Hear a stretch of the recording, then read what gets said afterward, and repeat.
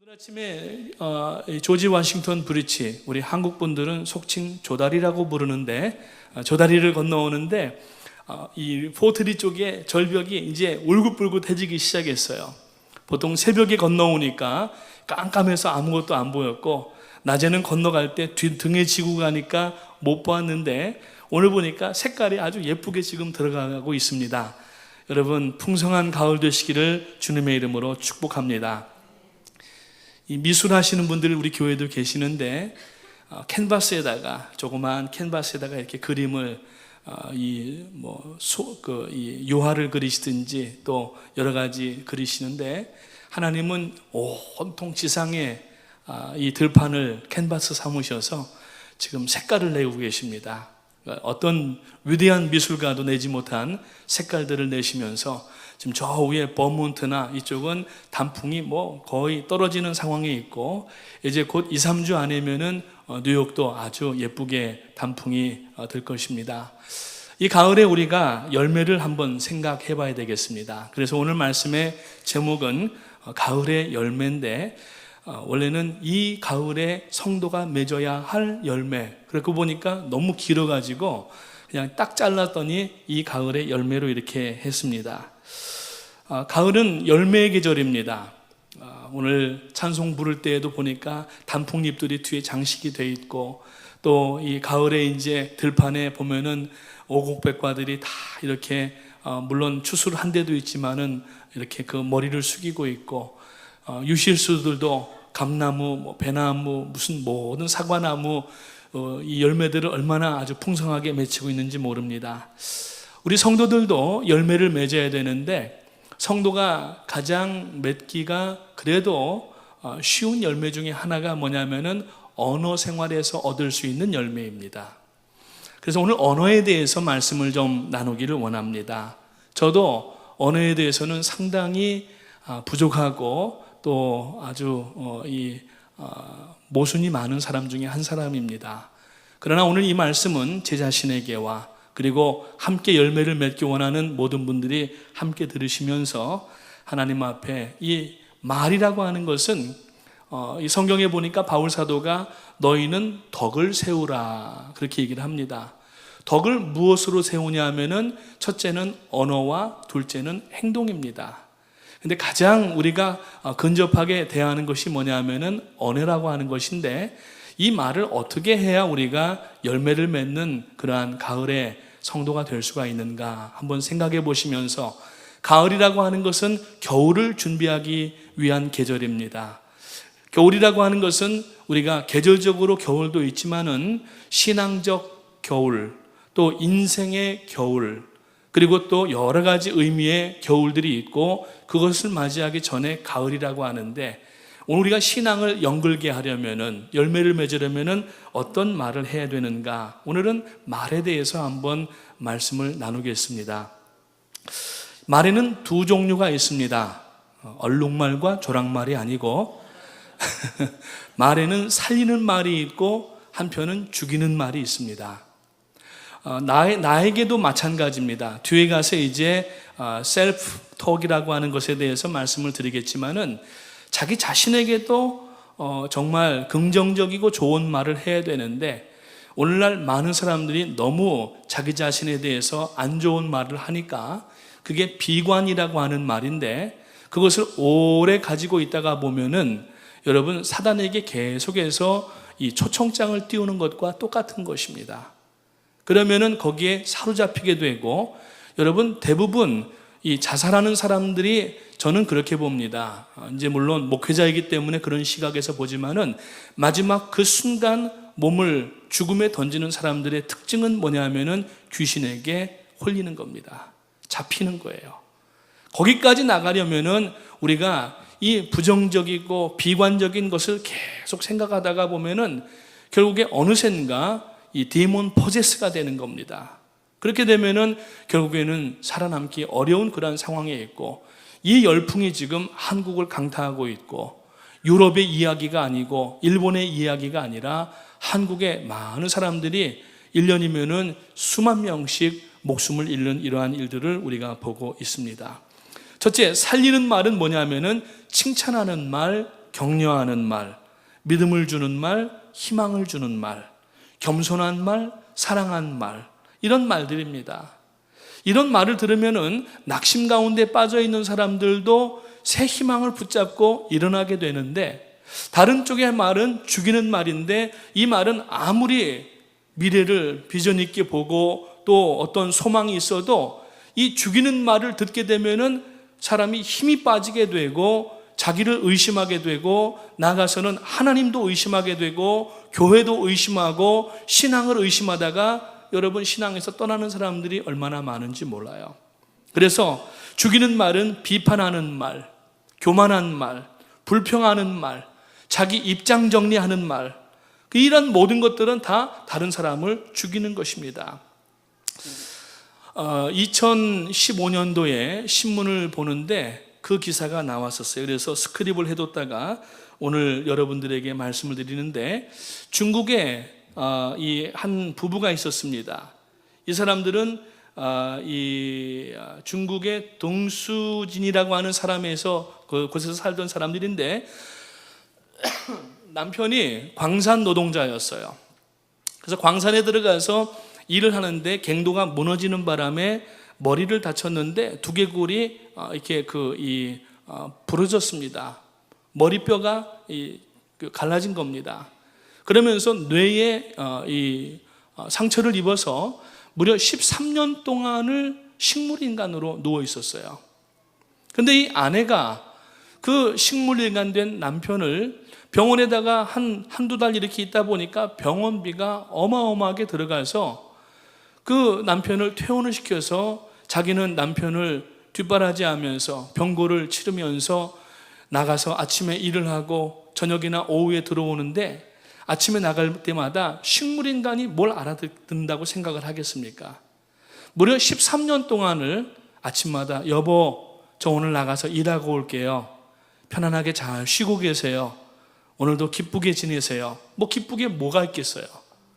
들어와서 여보 다녀왔어요. 그러면서 누워만 있으면 등창이 나니까 세워가지고서 등도 닦아주고 통풍도 시키고, 이래서 무려 1, 2년도 아니고 13년 동안을 했는데 어느 날 밤에 자다가 보니까 쿵 소리가 나더라는 거예요. 보니까 남편이 없어진 거예요. 옆으로 굴러가지고 침대 옆에 떨어진 겁니다. 식물인간이. 그래서 보니까 남편이 움직이기를 시작하는 거예요.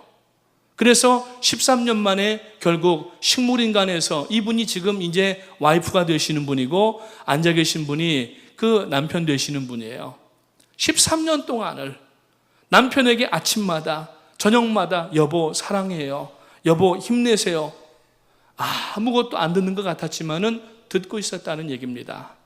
그래서 결국에는 그 병석에서 일어나서 이제 아직 다 몸이 회복되진 않았지만은 미음을 떠줄 때 그것을 먹고 이제 운동을 하면서 회복되고 있다고 하는 것입니다. 여러분, 사랑의 말은 마음에서 마음으로 전하여집니다. 그래서 사랑의 말은 세워주는 말이고 살리는 말이 됩니다. 마치 죽은 것처럼 13년 동안 식물인간으로 누워있던 사람을 세우는 그러한 기적이 신문에 보면은 꼭 이러한 사건뿐만 아니라 여러 번 기사에 나오는 것을 볼 수가 있었습니다. 그래서 여러분, 얼굴만 가꾼다고 이 마음 이쁜 게 아니라, 요새 보면은 그런 말 있잖아요. 얼짱. 그러니까 얼굴이 잘생겨야 된다는 거예요. 그래서 한국에서는 면접할 때에도 얼굴이 좀 그래도 잘생겨야 되니까 남자들도 요새는 성형을 많이 한답니다. 이제 곧 한국에 수능이 다가오는데 수능이 끝나면은 여학생들에게 성형수술 50% 디스카운트 해가지고 학교 앞에서 티켓을 나눠준대요. 그러면 엄마한테 졸라가지고 가서 쌍꺼풀도 만들고 턱도 깎고 광대뼈도 깎고 뭐 이렇게 잡아당기고 뭐 이래가지고서 성형수술을 하는데, 그 한국에 나갔다 오신 분들이 얘기가 뭐냐면은 젊은 여자들의 얼굴이 다 천편일률이라는 거예요. 똑같이 생겼다는 거예요. 거기다 대고 또 이 화장도 똑같이 화장을 해놓으니까 어떤 중국 사람들은 한국에 와서 김태희처럼 만들어 달라고 했대요. 김태희처럼 안 나왔다고 병원을 고소한 사건도 얼마 전에 있었습니다만, 그러니까 자꾸 얼짱을 얘기를 합니다. 그리고 나서 이제 뭐 몸짱, 뭐 남자들은 뭐 근육, 뭐 이렇게 바디빌딩하고 뭐 이러는데, 웨이트 리프트 들고 해서 몸을 만드는데 얼짱도 좋고 몸짱도 좋고 다 돼야 됩니다만 사람은 특히 성도는 마음짱이 돼야 됩니다. 아멘. 이건 제가 만든 얘기예요. 이거는. 그래서 얼짱과 이 몸짱과 마음짱 이 세 가지는 항상 있을 것인데 그 중에 제일은 마음짱이다. 할렐루야. 그래서 여러분 마음이 좋아야 됩니다. 그래야지 말이 잘 나가는 거예요. 얼굴만 예쁘다고 여자냐?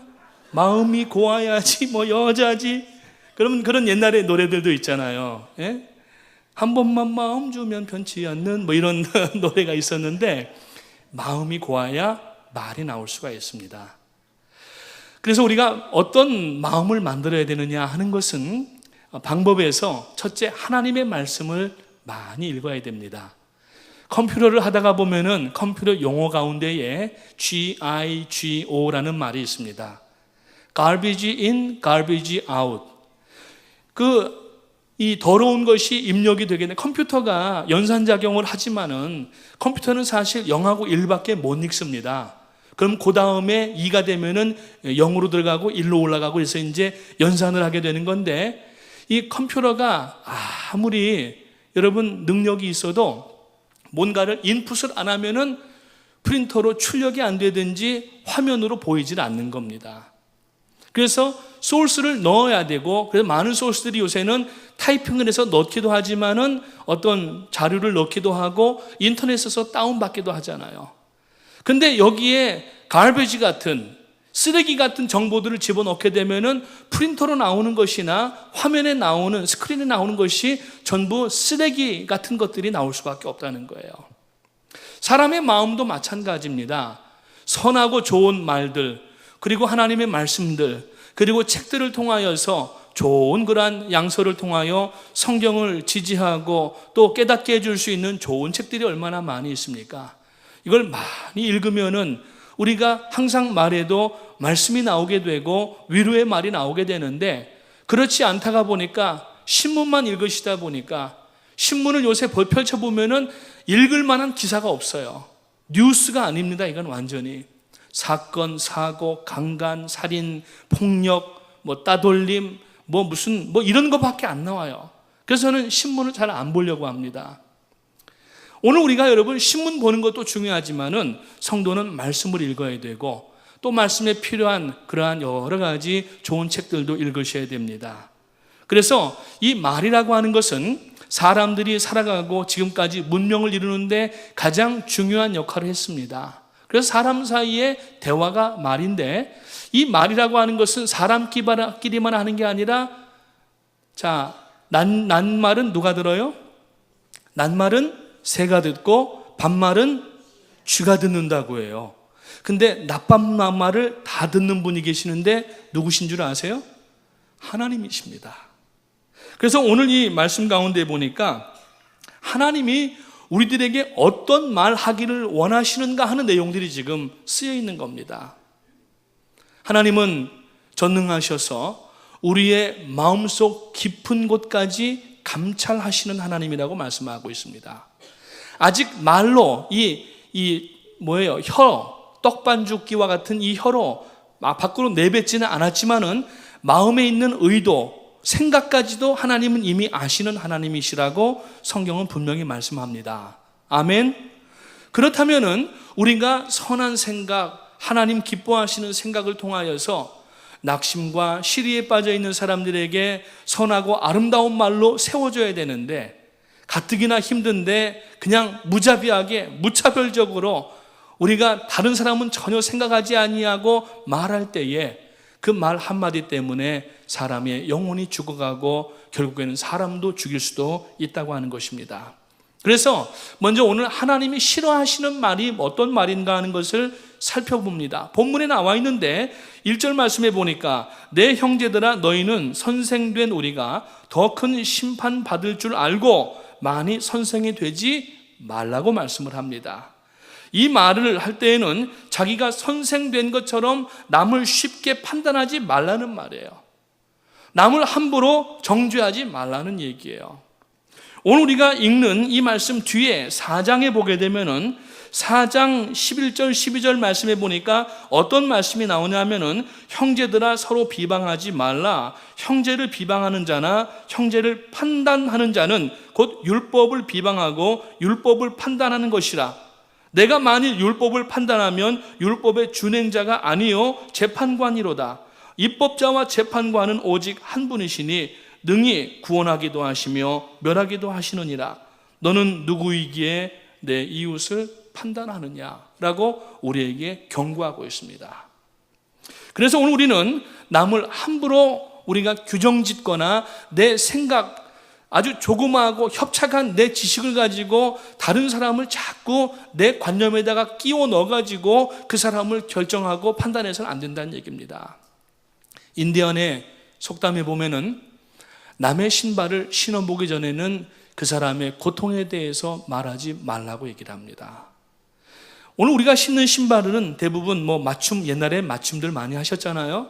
기성화들이 많이 있고 요새는 고무로 된 것도 있고 또 가죽이라도 잘 가공이 돼서 물에 비에 젖어도 그냥 원형을 유지하지만은 옛날에 이 인디안들은 동물들을 잡아가지고 신발 밑창을 만들고 두꺼운 부분으로 그 다음에 엷은 부분으로 옆에를 만들고 그 다음에 끈을 만들어 가지고서 신발을 신습니다. 신고 다니다가 비가 오게 되면은 비에 젖었다가 가죽 신발이 마르게 되면은 이것이 줄어들어요. 슈링크 됩니다.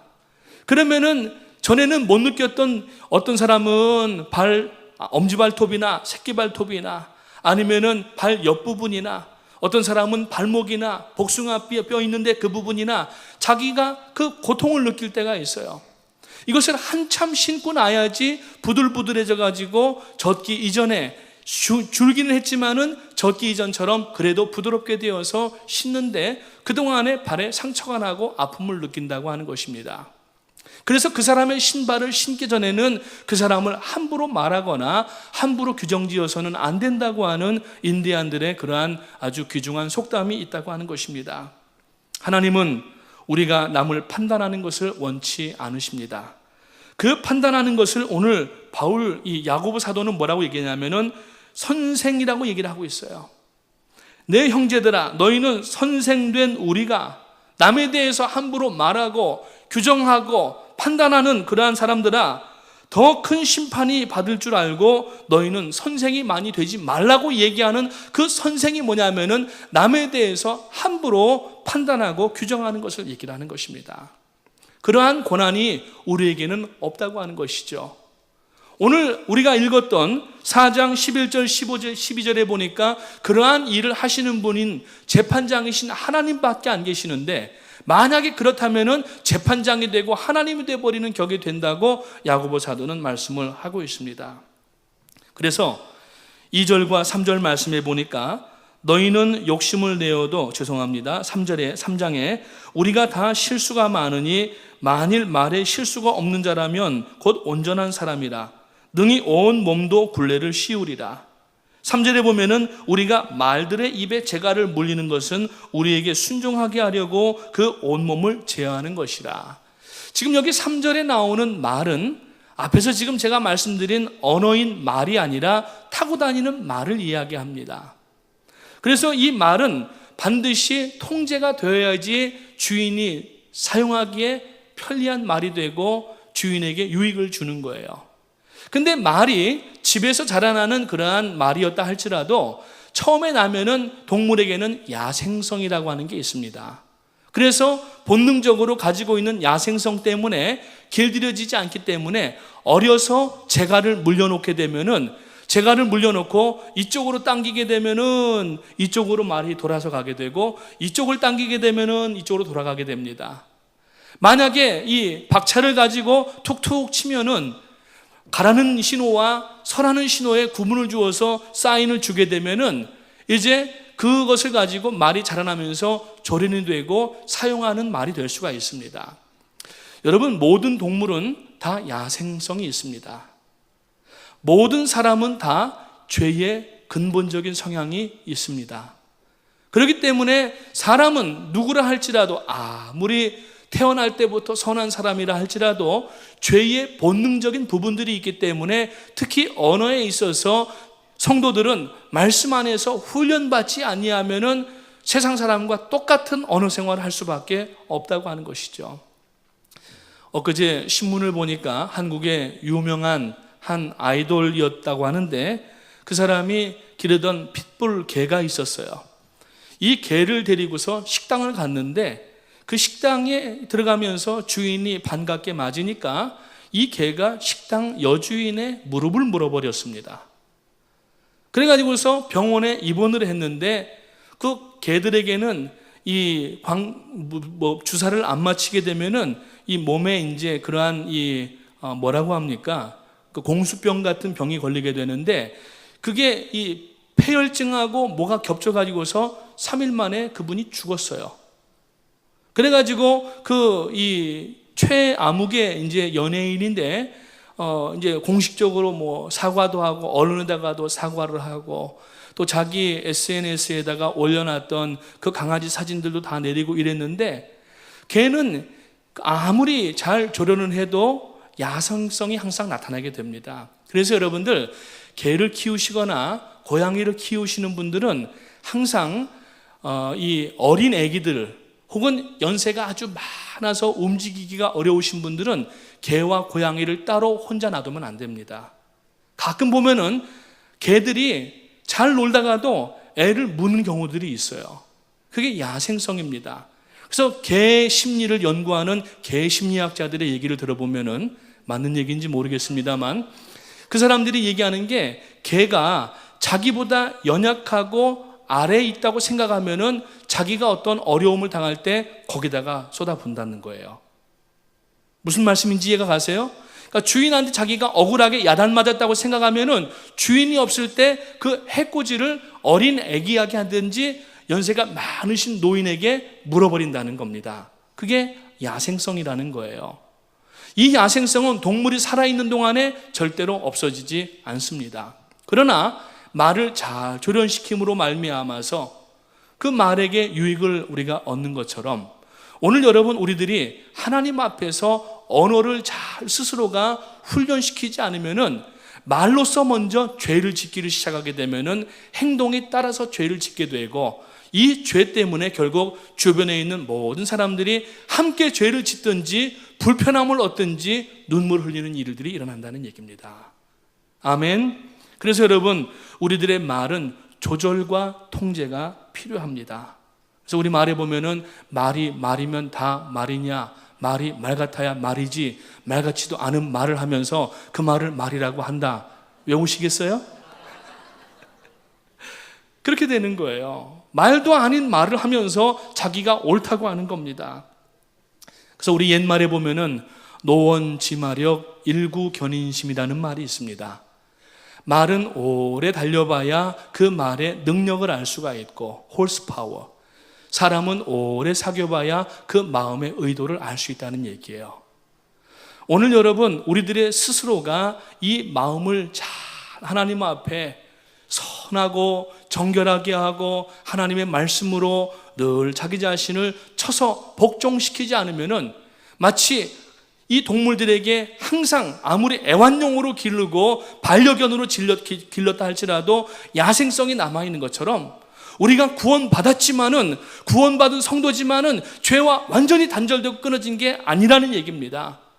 사람에게는 친죄 성향이라는 것이 있어서 말씀을 안 읽고 기도하지 않으면은 자동으로 넘어가게 되는데 그 넘어가는 방향이 뭐냐면은 친죄 성향이라는 거예요. 죄성이 우리 안에 항상 있다는 얘기예요. 그래서 말을 할 때에도 모든 죄의 시작은 말에서부터 나오게 되는 겁니다. 오늘 이 말을 하나님 앞에 조절과 통제를 할 수 있는 여러분의 마음과 언어가 되시기를 주님의 이름으로 축원합니다. 그러면은 성도가 어떻게 이 말을 통제하고 조절할 수 있는가? 말씀을 드렸습니다.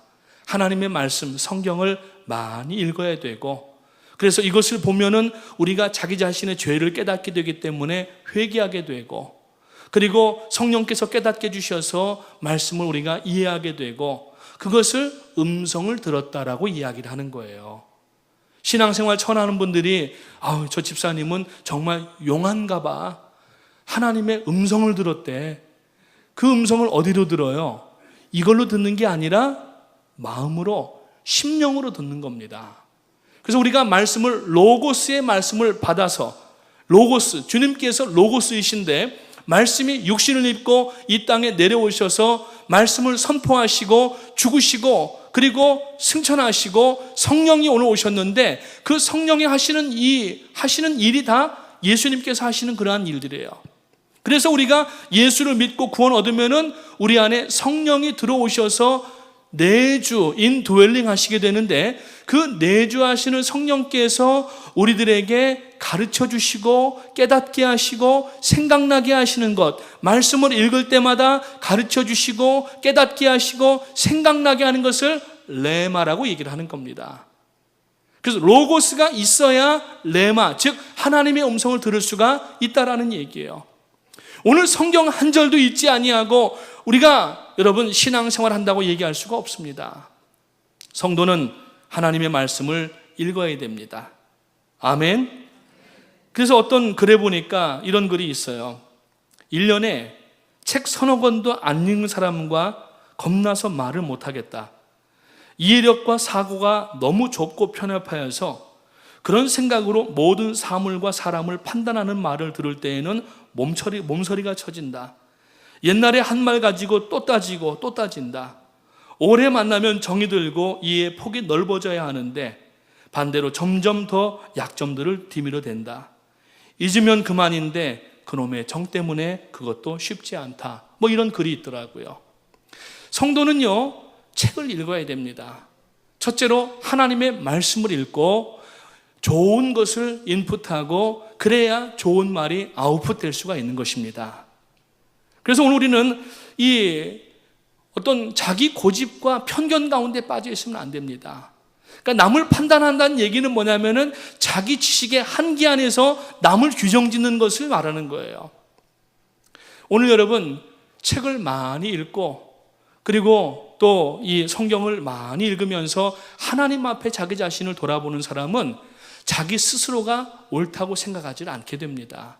많은 가능성이 있고 많은 길이 있다고 얘기하고 그렇기 때문에 하나님의 도우심이 필요해서 하나님 앞에 매달린다고 얘기를 해요.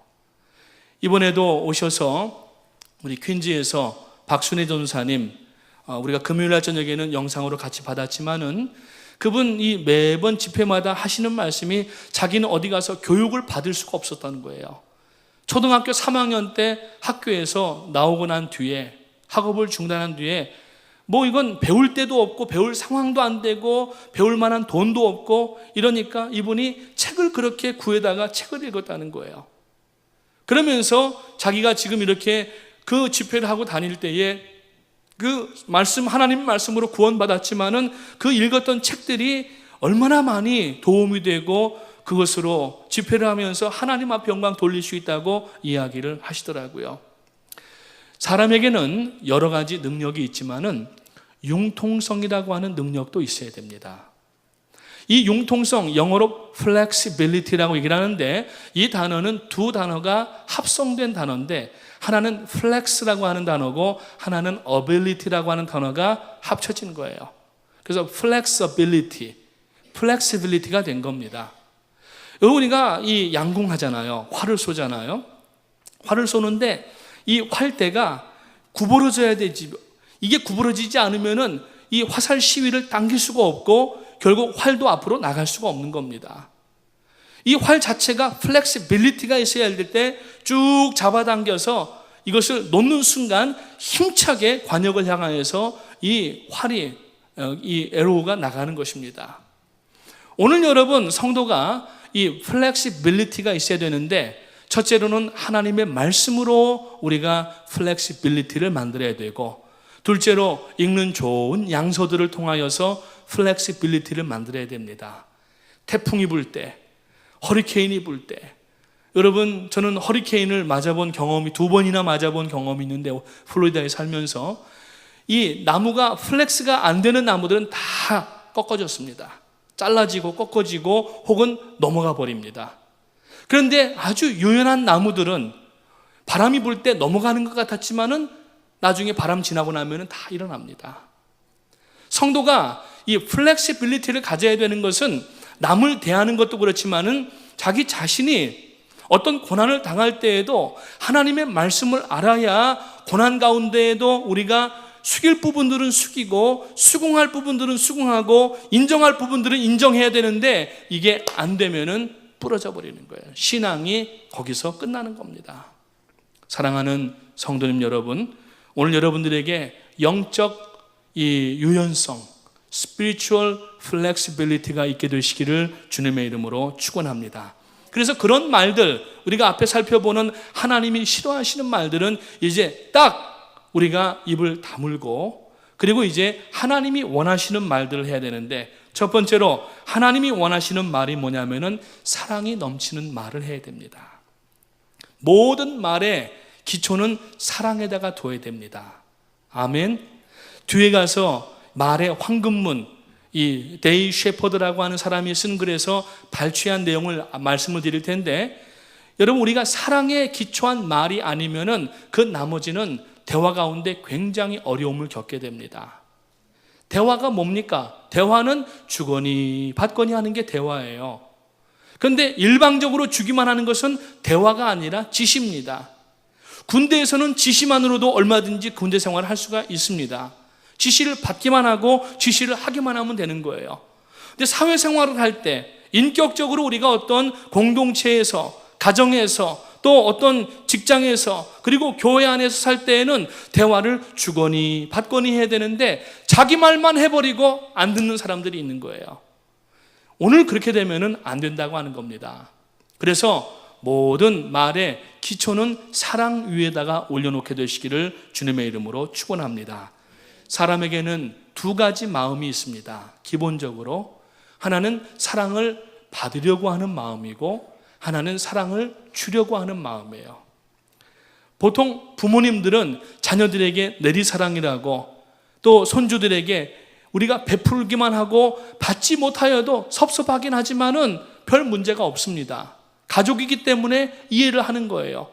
내 속으로 난 자식이기 때문에 그냥 우리가 나 닮아서 그런가 보다 그러고서 그냥 이해하고 맙니다.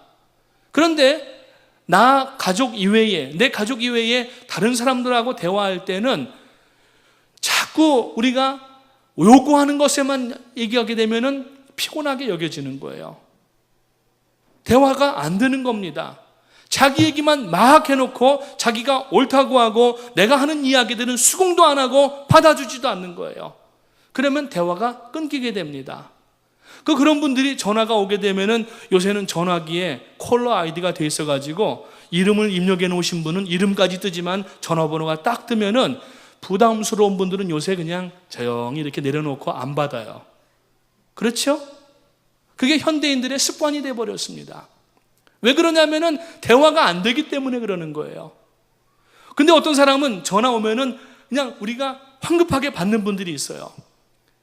늘 위로해주고 격려해주고 힘들지 않냐고 해주고, 그러니까 사랑을 받기만 원하는 사람은 와가지고 하는 얘기가 뭐냐면은 말이야, 일주일 동안 전화도 한 번 안 하고 내가 먼저 하면 되잖아요.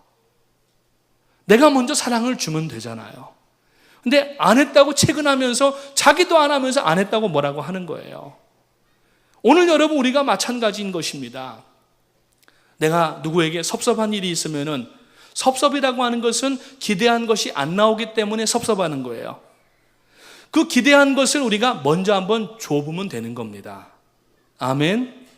사랑을 먼저 드릴 때에 그분이 사랑을 받고 당연히 사랑이 나오게 돼 있어요. 오늘 여러분 예수님이 하신 말씀을 기억하십시오. 누구든지 뭐예요? 받으려 하지 말고 받으려 하는 자마다 먼저 주어라 말씀하시잖아요. 여러분 오늘 서로에게 우리가 요구하는 그러한, 지시하는 그러한 대화의 패런을 떠나서 대화는 쌍방통행이 되어야 됩니다. 대화가 수용이 되어야 되고, 대화가 격려가 되어야 되고, 위로가 되어야 되고, 이것이 바로 사랑에 기초한 대화가 되어야 되는 것입니다. 두 번째로 하나님이 좋아하시는 우리들 서로 간의 대화는 어떤 대화냐면은 긍정적인 대화를 해야 됩니다. 얼마든지 우리가 비판할 수도 있고 그냥 소설을 써가지고서 막 그냥 비판합니다. 그래서 여러분 그 문학하는 분들이 읽는 그 이 잡지 가운데 창작과 비평이라고 하는 잡지가 있는데 그걸 너무 많이 보셨는지 잘못 이해하셨는지 막 그냥 자기 마음대로 소설을 써가지고 막 거기다가 비평하는 분들이 있어요. 창작과 비평을 막 하시는 거예요. 그렇게 하지 마시고 오늘 여러분 먼저 긍정적인 말을 통하여서 이웃에게 드려보십시오. 설령 지금 당장 상대방이 나에게 좋은 말 안 할지라도 계속해서 좋은 말로 하게 되면은 반드시 좋은 말에 응답이 오게 될 줄을 믿으시기를 주님의 이름으로 축원합니다. 민수기 14장 28절 말씀에 보면은 너희 말이 내 귀에 들린 대로 내가 너희에게 행하리리 그랬어요. 행하리라고. 하나님께서. 오늘 성도들의 말은 능력이 있습니다. 사람들의 말은 뱉은 대로 되어지는 것처럼 성도들의 말은 더 능력이 있습니다. 아멘. 그러니까 함부로 남을 저주하거나 비판하면은 안 되는 거예요. 하나님께서 태초에 천지를 창조하실 때 그 창조하실 때 사용하신 게 뭡니까? 연장을 들고 망치를 들고 설계도를 들고 그렇게 여러분 우주 만물을 지으신 게 아니라 물질을 사용하신 것은 사람밖에 없습니다. 흙으로 사람을 지으시고 그 코에다가 생기를 불어넣어 주실 때 저희가 생명이 되었더라고 얘기를 하고 있어요.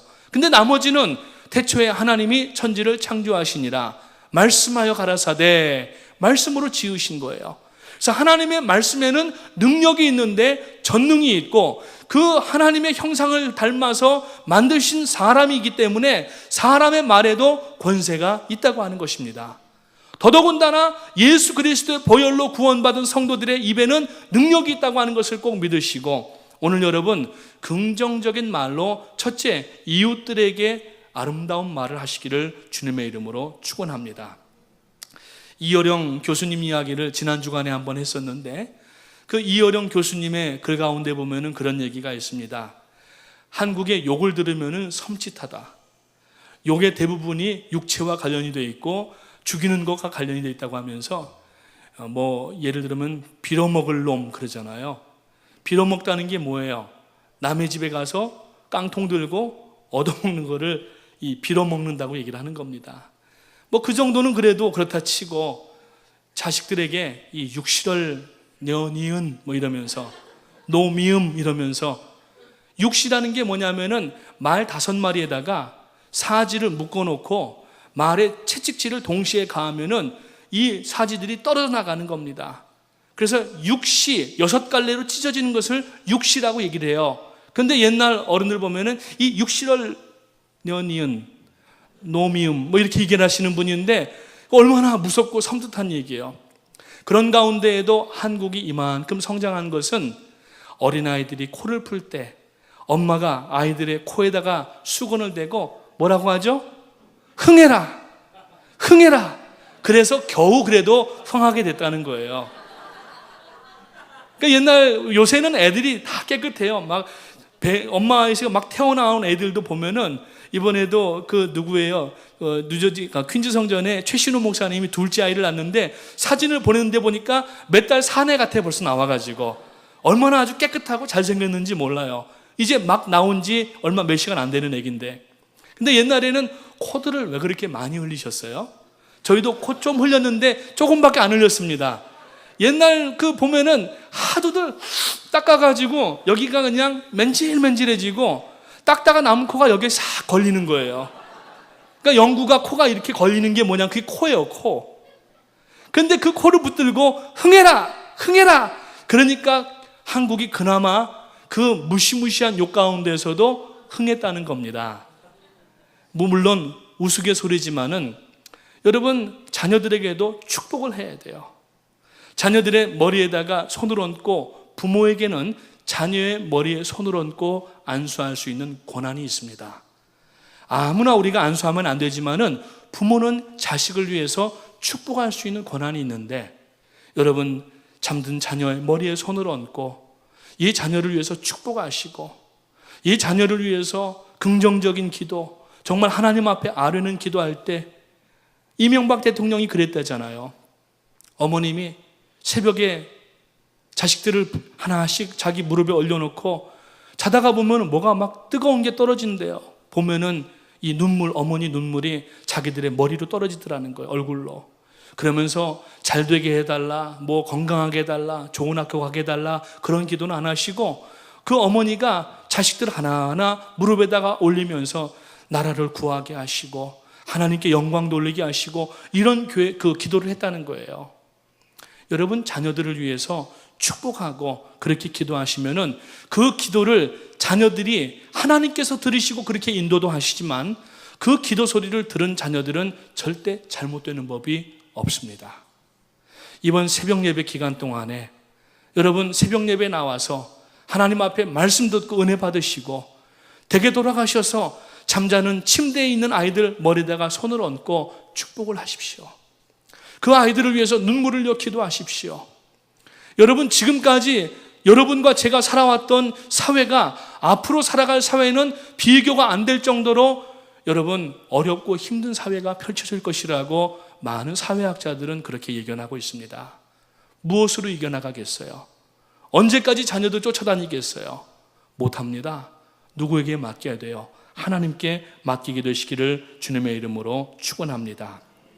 그래서 성도는 항상 믿음과 희망이 넘치는 말을 해야 되는데 이웃들에게 그러한 긍정적이고 격려하는 말을 많이 하셔서 그런 사람들에게는 사람들이 가까이 하기를 원합니다.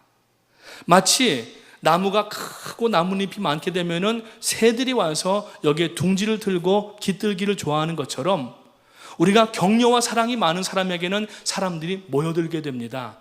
이것을 뭐라고 얘기하냐면은 영향력이라고 얘기를 하는 거예요. 내 말을 주입시키고 강권적으로 판단하고 그렇게 하려고 하면은 여러분 100이면 100 다 튕겨져 나가버리고 안 듣지 그걸 듣는 사람은 없어요. 자식도 그러는데 오늘 여러분 우리가 좋은 사랑에 기초한 말을 가지고 참아주면서 기다리면서 그렇게 말하게 되면은 그 사람에게는 어느샌가 사람들이 많이 오게 되고 집사님, 장로님, 권사님, 성도님 저에게 이런 기도 제목이 있는데 같이 좀 도와주세요. 이게 영향력이라는 거예요. 이게 바로 이펙티브네스가 있는 거예요. 그래서 오늘 여러분 우리들 자신에 대해서도 그런 말을 해야 됩니다. 그래서 셀프 토크를 해야 돼요. 정신병자가 하는 의미 없는 말이 아니라 자기 자신에게 입술을 벌려서 자기 자신을 격려하는 말을 여러분 항상 하시기 바랍니다. 여러분 자신에 대해서 예를 들면은 우신아 오늘도 수고했어. 한번 따라해 보세요. 여러분들도 여러분의 이름 넣어가지고 우신아 수고했어. 그러면서 이렇게 툭툭 이렇게 한번 두드려 봐 주세요. 그렇다고 여러분도 우신아 그러면 안 되잖아요. 여러분의 성함 부르시니까 왜 우신이를 부르세요? 그러면서 자기 자신을 격려하는 거예요. 사람에게는 자존심은 우리가 버려야 되지만은 자존감은 가져야 됩니다. 성도가 특히 되면은 자존심은 다 버려야 돼요. 그래서 질투를 유발하는 것은 자존심입니다. 그래서 뭐 세상에서는 질투는 나의 힘 뭐 이러면서 사는 사람도 있지만은 질투는 우리들에게 해악이 되고 죄를 짓는 그러한 요건이 되는 거예요. 그래서 자존감을 높이려면은 우리가 셀프 에스팀이라고 얘기를 하는데 셀프 에스팀은 사실 나 이외에 가장 가까운 첫 번째, 두 번째 단계의 사람들로부터 좋은 격려의 말을 들을 때 자기 자존감, 셀프 에스팀이 높여집니다. 예를 들어서 부모님이나 형제가 한 아이를 놓고 계속 구박하고 나쁜 말 하면은 이 아이는 자존감 자체가 상실되는 거예요. 나중에 사회생활을 할 때에 대인관계에 굉장한 어려움이 생깁니다. 대인관계를 못 갖게 될 수도 있어요. 그런데 부모님이나 옛날에 학교 선생님들이나 친구들이나 좋은 얘기를 해줘야 되는데 이거는 아주 쓰레기 같은 놈이야. 아니면은 뭐 나쁜 놈이야. 이러면은 부모님한테 들으면은 그건 충격이고 자기의 뇌리에는 항상 자기는 쓰레기 같은 놈이고 나쁜 놈인 거예요. 그래서 여러분 자녀들이나 형제들이나 교우들이나 목장 식구들이나 조금 이렇게 잘못했어도 격려해주고 보듬어주고 칭찬해주면은, 지난주에 여러분 피그말리온 효과 말씀드렸죠? 기억나세요? 여기 성가대에서만 3분만 끄떡끄떡 하시는데 다 기억이 안 나시나 봐요. 그 피그말리온 효과, 조각가가 있었는데 그 조각을 만들어 놓고 이 조각이 너무 이쁘니까 매일 기도를 한 거예요. 이 조각이 여인이 되게 하시고 이 여인과 함께 살 수 있게 해달라고 기도를 하는데, 어느 날 그 조각이 실제 사람이 돼가지고 결혼해서 행복하게 살았다는 거예요. 그러면서 그 조각에게 아름답다, 예쁘다 칭찬을 하니까 조각이 사람 됐다는 거예요. 아까 그 13년 동안 식물인간으로 있었던 사람의 귀에다 대고 그 와이프가 아유 이 왼수 아직 이러려면 죽어버리지, 왜 살아가지고 사람을 이렇게 힘들게 하냐고 그랬으면 아마 자기가 스스로 목숨을 끊었을지도 몰라요. 그런데 격려의 말을 듣고 13년 만에 일어났잖아요. 피그말리온 효과도 마찬가지예요. 그래서 학교에서 공부 못하고 또 이렇게 말썽 피우는 아이들에게 넌 잘하고 있다, 잘할 수 있어, 조금 더 힘내봐 이러면서 기다려주고 나중에 선생님이 원하는 그 학생이 되는 것을 교육에서는 피그말리온 효과라고 얘기를 한다는 거라고 말씀을 드렸습니다. 이제 기억나세요? 네, 이제 뒤에서도 이제 고개를 끄덕끄덕 하시네요. 우리가 여러분 이런 말을 해야 되는 거예요. 자기 자신에 대해서. 우리가 자기 자신에 대해서 항상 어릴 때, 죄송합니다만 욕을 많이 얻어먹고 자라나가지고 자기는 쓸모없는 사람인 줄 알게 되는 거예요. 그래 놓으니까 자꾸 우리가 셀프 에스팀이 낮아지게 돼요. 성경에도 이런 일이 있었습니다. 누구냐면은 나다나엘이라고 하는 사람인데, 빌립이 가서 나다나엘에게 우리 메시아가 오셨다, 그리스도께서 오셨다, 그에게 나가서 우리가 말씀을 듣자. 그러니까 나다나엘이 뭐라고 했냐면은 나사렛에서 무슨 선한 것이 날 수가 있느냐고 반문을 했어요. 그리고 나서 아무튼 어찌하든 간에 예수님 앞에 왔는데, 예수님이 이 나다나엘을 처음 만나시면서 무슨 말을 하셨냐면은 이는 참 이스라엘 사람이로다, 그 속에 간사한 것이 없도다. 무슨 얘기냐면은 바리새인과 서기관들은 하나님을 제대로 믿지 못하고 종교적으로 믿으면서 그 마음을 그렇게 포장했지만은, 이 사람은 무화과 나무 아래서 자기 인생의 고뇌를 하고, 비록 그 당시까지는 낮은 자존감으로 인하여서 고민을 했지만은 예수님께서 이 나다나엘에게 이는 참 이스라엘 사람이로다, 그 속에 간사한 것이 없다고 얘기하니까, 나다나엘이 선생님이 언제 저를 보았다고 그런 얘기를 하십니까? 그랬더니 예수님께서 빌립이 너에게 말하기 전에 내가 무화과 나무 아래서 고민하는 것을 내가 보았다라고 말씀하십니다. 그러니까 아무도 없는 가운데 무화과 나무 아래서 자기가 고민하고 그러한 자존감에 대한 고민을 하고 또 신앙에 대한 고민도 하고 그랬을 텐데, 그걸 아무도 없었는데 그 사실을 아는 것을 보니까 하나님이신 거예요. 메시아인 거예요. 그래서 예수님에게 그 말을 들은 후에 나다나엘이 한 고백이 뭐냐면은 당신은 하나님의 아들이시요 당신은 이스라엘의 임금이로소이다. 조금 전까지만 해도 나사렛에서 무엇 선한 것이 날 수가 있겠느냐고 비관적으로 얘기했던 사람이, 예수님께서 이 나다나엘에게 내가 그 무화과 나무 아래 내가 있던 모습을 내가 보았다고 얘기할 때 이게 뭔 말인지 벌써 무슨 얘기인지 깨닫게 되고, 여러분 신약 성경에 보면은 가장 위대한 신앙 고백이 뭐냐면은 베드로의 신앙 고백입니다. 주는 그리스도시요 살아계신 하나님의 아들이십니다. 두 번째 위대한 신앙 고백을 꼽으라고 하면은 도마의 신앙 고백입니다.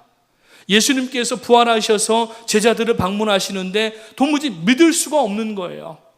그래서 이 도마가 뭐라고 얘기냐면, 내가 그 창자국난 허리에 손을 넣어보지 아니하고 못자국난 손을 내가 눈으로 확인하지 아니하고 믿을 수 없다고 하니까, 예수님께서 오셔서 그를 책망하신 것이 아니라 그를 위하고 사랑하는 마음으로 웃옷을 벌려서 그 창자국난 옆구리를 보게 하시고 만지게 하시고 못자국난 손을 보여주니까, 그 도마가 뭐라고 했습니까?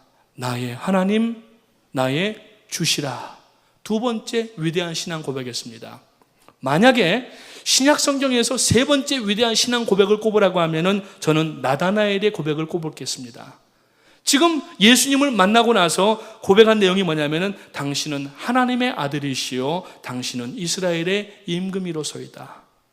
그래서 여러분, 오늘 우리들 자신을 볼 때에 내가 나를 볼 때에는 형편무아지경이고 잘 넘어지고 실수하고 많은 죄를 지었다 할지라도 오늘 나를 바라보는 나의 시각도 그냥 내 눈으로 보지 마시고 예수님의 눈으로 나를 바라볼 수 있는 여러분 되시기를 주님의 이름으로 축원합니다. 이스라엘이여, 너는 행복자로다. 하나님께서 말씀하시잖아요. 너는 나의 것이라. 내가 너를 낳았도다. 하나님은 우리 아버지십니다. 오늘 여러분 자신에 대해서 셀프 토크를 하실 때에 아까 말씀 드리면서 우신아 수고했어. 조금만 더 견뎌보자. 참아봐. 잘했어. 이렇게 하는 것도 있지만은 너는 하나님의 사람이야. 예수님께서 너를 위해서 십자가에 못 박혀 죽으시고 예수님께서 너를 위해서 천국을 허락하셨다고 그렇게 여러분들에게 말씀하면은 우리가 사람들에서 혹 셀프 에스팀을 빌드업 받을 만한 얘기를 못 듣는다 할지라도 말씀으로 우리가 그 말을 듣게 되는 줄 믿으시기를 주님의 이름으로 축원합니다. 그래서 마지막으로 아까 말씀드린 것처럼 앞으로 우리가 가정에서도 직장에서도 사회에서도 학교에서도 더더군다나 교회에서도 목장에서도 교회 주방 안에서도 우리가 대화할 때에 언어를 위한 말씀을 드리겠습니다. 데이 셰퍼드가 얘기한 이 황금문을 지나게 하시고 이 문을 지나면서 적절한 말이면은 아낌없이 그 말을 해야 되지만 만약에 이 중에 하나라도 걸리게 되면은 그 말을 일단 중지하시고 더 생각해 보셔야 됩니다. 첫 번째가 뭐냐면은 내가 하려는 이 말이 진실에 기초한 말인가? 많은 사람들은 거짓말을 많이 합니다. 상대방을 나에게 복종시키고 상대방을 짓누르려고 거짓말합니다. 그러면서 위증을 하기도 하고. 그래서 여러분 법정에 가게 되면은 증인석이 있잖아요. 위트네스가 나오게 되면은 위트네스는 항상 선서를 합니다. I'll tell the truth, nothing but the truth 하면서 나는 진실 외에는 내가 본 것 외에는 절대로 말하지 않겠습니다. 위증할 경우에는 어떤 그런 형벌이라도 달게 받겠다고 선서를 하는 것입니다. 오늘날 많은 사람들이 드러나지는 않지만은 많은 거짓말을 합니다. 상대방에게 내가 유익을 취하려고 상대방을 내 말의 논리에다가 복종시키려고 자꾸 거짓말을 할 때가 많이 있는데 내가 지금 하려는 말이 진실인가를 먼저 생각하십시오. 두 번째, 내가 지금 하는 말이 꼭 지금 해야 될 말인가? 꼭 지금 필요한 말인가? 여러분 야구를 하다가 보면은 야구는 이 날아오는 공을 타자가 배팅을 해가지고서 쳐내는 것입니다. 그래서 스트라이크 존으로 들어오는 공들을 잘 타자가 선별을 했다가 이 공이 자기 몸 앞에 도달하는 순간 배트가 맞게 할 때에 이게 홈런 가능성이 제일 많은 거예요. 만약에 이 공이 포수 쪽에 가까이 와가지고서 뒤에서 늦게 치게 되면은 야구에서는 배트가 밀렸다고 합니다. 공이 튀어서 저쪽 관중석 쪽으로 뒤로 날아가 버리는 거예요. 배트가 밀려버리는 거예요. 너무 또 빨리 하게 되면은 공이 이 존 안에 들어오지 않은데 이미 배트가 나가서 앞에서 치게 되면은 이게 땅볼이 되든지 병살타가 돼버리든지 금방 이 일루로 출루도 못하고 죽게 되는 경우가 있습니다. 그래서 야구는 특히 배트를 칠 때 홈런을 꽂으라고 얘기를 하는데 그 홈런을 만들어내는 게 뭐냐면은 여러분 세게 때리는 것뿐만 아니라 가장 중요한 것은 타이밍입니다.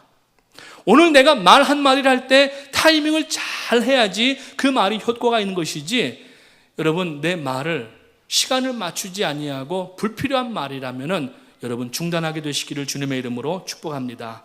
세 번째로 내가 하려는 말이 친절한 말인가? 아까 말씀드린 것처럼 사랑에 기초한 말인가를 먼저 생각하세요. 괘씸해가지고 아주 그냥 도끼를 품고 그러다가 말을 하게 되면은 절대 그 입에서는 선한 말이 나올 수가 없습니다. 친절한 말인가? 마지막 네 번째로는 내가 하려는 말이 내 위치에서 할 수 있는 말인가? 내 위치에서. 가정에서는 아내가 할 말이 있고 남편이 할 말이 있습니다. 자식이 부모님에게 할 말이 있고, 예를 들어서 자식이 부모님에게 뭐 이게 아주 얼토당토하는 말을 하면은 부모님이 얼마나 속상하겠어요. 직장에서도 마찬가지예요. 부하가 이 상사에게 할 말이 있고 상사가 부하에게 할 말이 있어요.